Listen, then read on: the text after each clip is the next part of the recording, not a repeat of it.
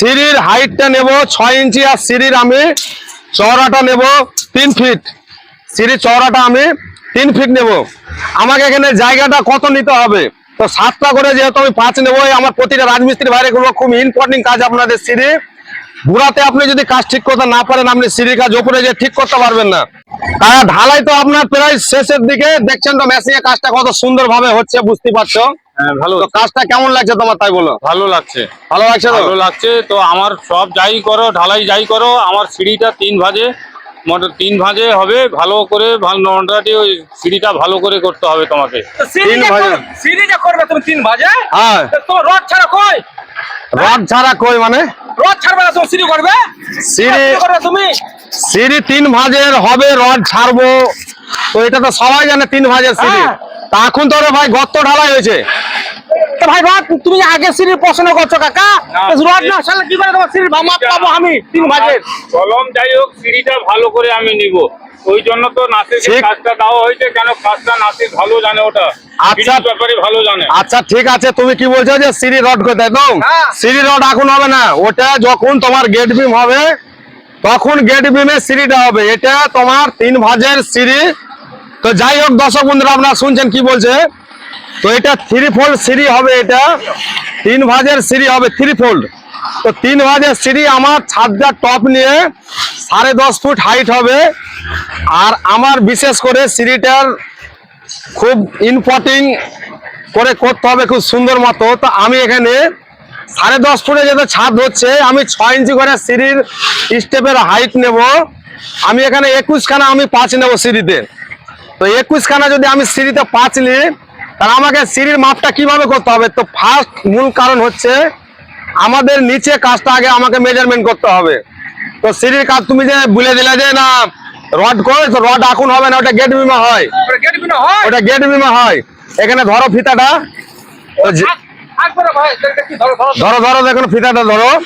তো যেহেতু আমি এখানে 10.5 ফুটে ছাদ নেব, আমি এখানে সিঁড়ির হাইটটা নেব 6 ইঞ্চি আর সিঁড়ির আমি চওড়াটা নেব 3 ফিট। সিঁড়ির চওড়াটা আমি 3 ফিট নেব। আমাকে এখানে জায়গাটা কত নিতে হবে? তো 7টা করে যেহেতু আমি 5 নেব, আমার প্রতিটা রাজমিস্ত্রি বাইরে গুলো খুব ইম্পর্টেন্ট কাজ আপনাদের সিঁড়ি গুড়াতে আপনি যদি কাজ ঠিক করতে না পারেন, আপনি সিঁড়ির কাজ উপরে যে ঠিক করতে পারবেন না। তো সিঁড়ির কাজটা আপনারা শিখবেন আজকে দেখি। অনেক রাজমিস্ত্রি ভাইরা জানে না, অনেকেই জানে। তো সিঁড়ির কাজটা আমাদের খুব ইম্পর্টেন্ট কাজ। তো আমি এখানে চাতালটাও 3 ফুট নেব, 5টাও আমরা 3 ফুট নেব, 6 ইঞ্চি সেলাপ নেব। তাহলে আমাকে এখানে 3 ফোল্ড সিঁড়িতে আমি 7টা করে 5 নিলে আমাকে জায়গাটা কত লাগবে? তো মূল বিষয় হচ্ছে আমাকে এখানে দেখে নিতে হবে।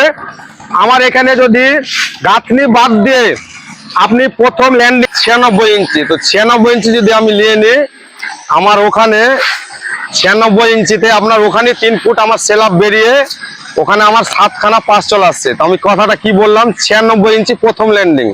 তারপরের ল্যান্ডিংটা এবারে দেখুন, হিসাব করলে 36 ইঞ্চি করে সেলাপের, ওখানে 36 ইঞ্চি করে যখন হিসাব করবে তখন 72 ইঞ্চি চলে আসছে। 72 ইঞ্চি মানে একটা ইঞ্চির হিসাব আপনাকে বলে দিচ্ছি। আর যেহেতু 7টা 5 হচ্ছে, ওখানে 60 ইঞ্চি নেবে। তাহলে আমাকে মিডিল পোর্শনে দেখি সরো, মিডিল পোর্শনের জায়গাটা আমাকে নিতে হবে এখানে 72 আর 60।